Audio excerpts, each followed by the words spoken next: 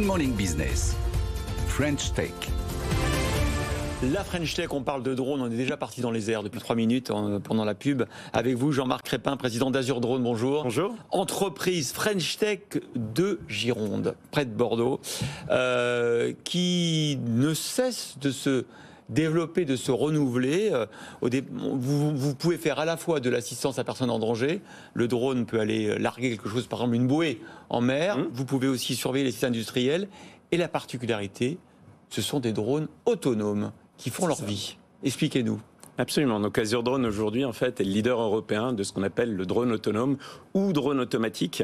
Donc ça a été une vraie disruption de marché quand on a créé en fait cet univers, à savoir que vous avez l'habitude, on en voit tous les jours dehors, vous voyez un télépilote, alors que ce soit amateur ou pas, mais un drone est contrôlé par un télépilote. Aujourd'hui avec Azur Drone, vous avez une solution qui est totalement automatique, c'est-à-dire qu'on s'affranchit du pilote du drone et donc n'importe quel opérateur, alors on a commencé par la vidéosurveillance sur site sensible pour les grandes industries, n'importe quel opérateur en fait peut utiliser un drone d'Azur Drone, le drone de la solution Skytech qu'on présente.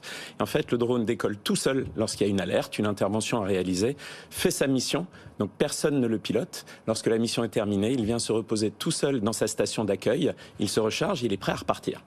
Mais alors du coup, il faut quand même que le site soit équipé, parce que comment il sait qu'à l'autre bout de mon site industriel, il y a une alarme qui se met à sonner et qu'il faut qu'il aille là, qu'il fasse son petit trajet? Comment ça fonctionne? Absolument. C'est la nuance qu'on a entre le drone automatique et le drone autonome. Alors on parle beaucoup de voitures autonomes, vous êtes un grand fan. Dans le monde du drone, c'est un monde qui est évidemment beaucoup plus petit, avec moins de moyens investis aujourd'hui que les grands Tesla automobiles ou autres. Donc on est sur des drones automatiques, c'est-à-dire que vous avez des cartographies réalisées en 3 dimensions des sites industriels et toutes les trajectoires des drones sont préprogrammées, ce qui fait qu'effectivement rien n'est laissé à l'aléa.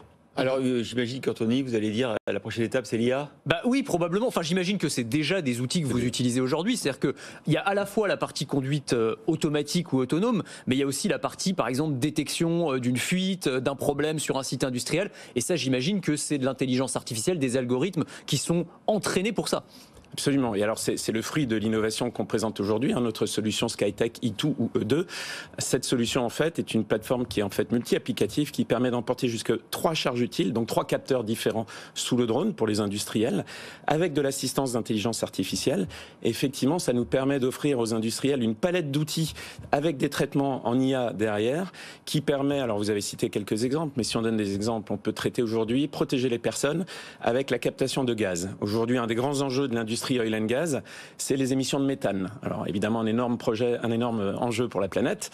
On peut porter sous notre drone un capteur de méthane qui va permettre d'envoyer moins de personnel au sol et donc de protéger les personnes pour faire entre guillemets le sale boulot à leur place et voir s'il y a des problèmes de fuite de gaz dans l'oil and gas.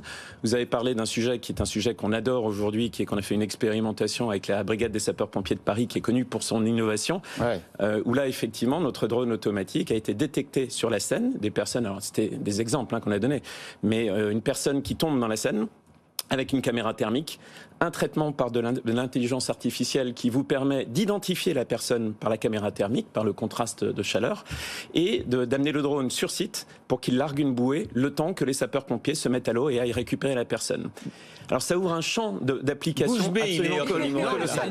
Mais ça veut dire, enfin, ça nous laisse imaginer un avenir où il y aurait quand même des drones qui nous survoleraient en permanence pour détecter s'il y a un problème potentiel. Par exemple, une personne qui tombe à l'eau, il faut que le drone puisse le voir, donc il faut qu'il y ait des patrouilles de drones en permanence. Alors on peut aller sur de la patrouille, mais ce qui est important aussi, c'est surtout le temps de réaction. Puisque si on projette l'expérimentation qu'on a fait avec les sapeurs-pompiers, imaginez dans un second temps, vous pouvez envoyer en 1 minute un défibrillateur cardiaque sur zone, dans les bouchons parisiens, parce qu'on vous explique qu'une personne est tombée sur un trottoir. Vous avez une station Skytech qui est là, vous faites ce qu'on appelle un click and go, vous cliquez sur la carte en disant ici, et 35 secondes après, le drone largue un défibrillateur sur site. Alors moi j'ai quand même un petit bémol, parce que j'ai regardé votre dossier, vous existez depuis 6 ans. 2012. Ouais, 10 ans 2012, maintenant. 10 ans.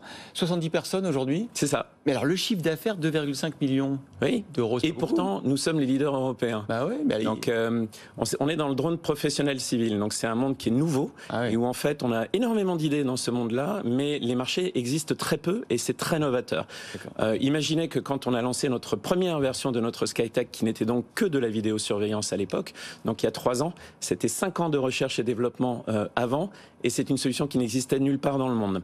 Donc vous avez un temps d'adaptation, un temps de conviction et un temps d'ouverture au marché et évidemment de rétexte, de retour d'informations de vos propres vols, puisqu'on est quand même dans l'aéronautique. Donc l'aspect réglementaire est quand même extrêmement sérieux. On est des partenaires de la DGAC. Enfin, c'est quelque chose qui est long dans le temps. Ouais. Donc effectivement, le marché s'ouvre à peine aujourd'hui, mais il est très prometteur. Mais vous avez les reins solides parce que vous êtes soutenu depuis le début par Family Office. Notamment, j'ai vu quand même Georges Gaspard, le fondateur de l'IRECO, donc grande famille du Nord, qui vous soutient. Et il y a beaucoup de Family Office qui sont à l'origine d'ailleurs de la French Tech par leur investissement de long terme dans ce secteur.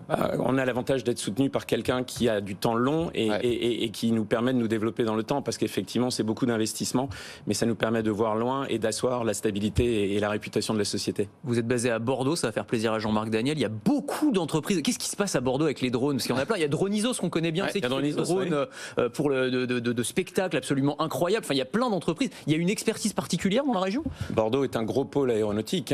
Si vous prenez notre siège social à Mérignac, on est entouré par Thales, par Safran, par Dassault. Donc vous avez un écosystème aéronautique qui est remarquable. Après, bon, les aléas de là où sont les entrepreneurs. Je pense que Bordeaux est une ville sympathique à vivre pour les jeunes aussi qui créent leurs entreprises et leurs start-up. Il y a beaucoup d'incubateurs pour les start-up. Donc très naturellement, nous avons fait l'acquisition de la société Skytech il y a quelques années, qui est devenue l'unique solution multi-applicative d'Azure Drone. Donc naturellement, on a installé la société à Bordeaux. Voilà, Jean-Marc Crépin, président d'Azure Drone, était l'invité de la French Tech ce matin.